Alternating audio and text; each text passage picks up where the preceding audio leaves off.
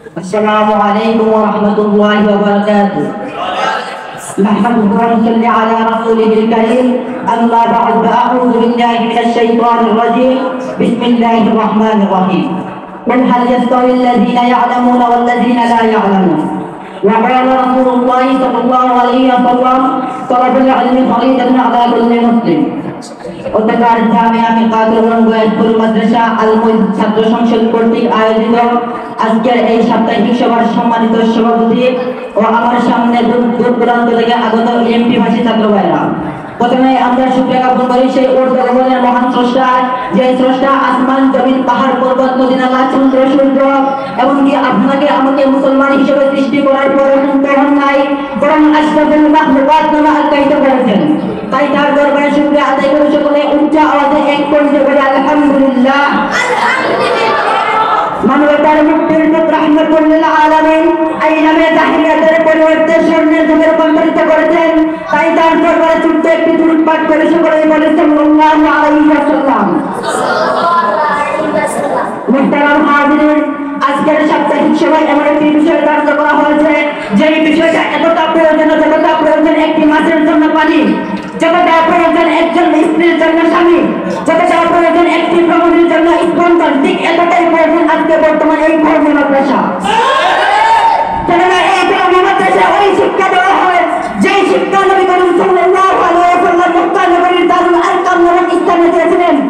যেই শিক্ষাকে প্রচার ও প্রসার করার জন্য নবী করিম সাল্লাল্লাহু আলাইহি ওয়াসাল্লাম সুফা নামক আঙ্গিনাকে বেছে নিয়েছিলেন। যে আঙ্গিনা থেকে পরবর্তীতে তাবিঈন আইম্মা এবং মুজতাহিদিন উম্মতে মুহাম্মাদিকে রিসালাতের নূর প্রচার করার জন্য ছড়িয়ে পড়েন, ঠিক কিনা? তাই তো আল্লাহ পাক রব্বুল আলামিন কুরআনের কারীমের মধ্যে বলেন, কুল হাল ইয়াস্তাউল লাযিনা ইয়া'লামুনা ওয়াল লাযিনা লা ইয়া'লামুন, যারা জানে এবং যারা জানে না তারা কখনো সমান হতে পারে না। মুহতারাম হাজিরিন, তাই বলতে চাই আজকে যদি পৃথিবীর মানচিত্রে কওমি মাদ্রাসার অবস্থান না থাকতো তাহলে হয়তো জাতিকে উপহার দেওয়া যেত হেরমদাসের মতো বিজ্ঞানীকে। আজকে যদি পৃথিবীর মানচিত্রে কওমি মাদ্রাসা না থাকতো তাহলে হয়তো জাতিকে উপহার দেওয়া যেত চিহ্নের মতো বিজ্ঞানীকে।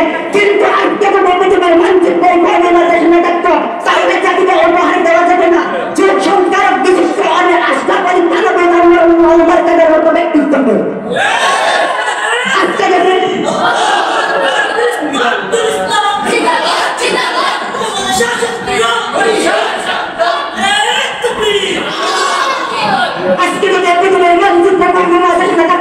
তাহলে যুদ্ধ হয়তো উপহার দেওয়া যেত না ইমামুল হাসান আনওয়ার শাহ কাশ্মীর রাহমাতুল্লাহির মতো ব্যক্তিত্বকে। আজকে যদি পৃথিবীর মানচিত্রে কওমি মাদ্রাসা না থাকতো তাহলে জাতিকে উপহার দেওয়া যেত না হুসাইন আহমেদ দাদা রাহমাতুল্লাহির মতো ব্যক্তিত্বকে। আজকে যদি পৃথিবীর মানচিত্রে কওমি মাদ্রাসার অবস্থান না থাকতো তাহলে জাতিকে উপহার দেওয়া যেত না আব্দুল মুইজ রাহমাতুল্লাহির মতো ব্যক্তিত্বকে। মুহতারাম হাজিরিন, জামিউল হাদিসের মধ্যে বলা হয় তলাবুল ইলমি ফরিদাতুন আলা কুল্লি মুসলিম, প্রত্যেক মুসলমানের উপর যদি এই অর্জন করা হয়। মুহতারাম হাজিরিন, আজকে যদি পৃথিবীর মানচিত্রে কওমি মাদ্রাসা থাকতো তাহলে জাতি চিনবে না তার প্রভুকে। আজকে যদি পৃথিবীর মানচিত্রে কওমি মাদ্রাসা না থাকতো তাহলে জাতি চিনবে না তার প্রভুকে। আজকে যদি পৃথিবীর মানচিত্রে কওমি মাদ্রাসা না থাকতো তাহলে জাতি চিনবে না তার দিনকে। আজকে যদি পৃথিবীর মানচিত্রে কওমি মাদ্রাসা না থাকতো তাহলে আইয়ামে জাহিলিয়াতের মতো নিজের মাতৃভূমিতে মাথা এবং স্ত্রীর সম্মান হারিয়ে উলঙ্গ হয়ে রাস্তায় নামতে বাধ্য করা হবে।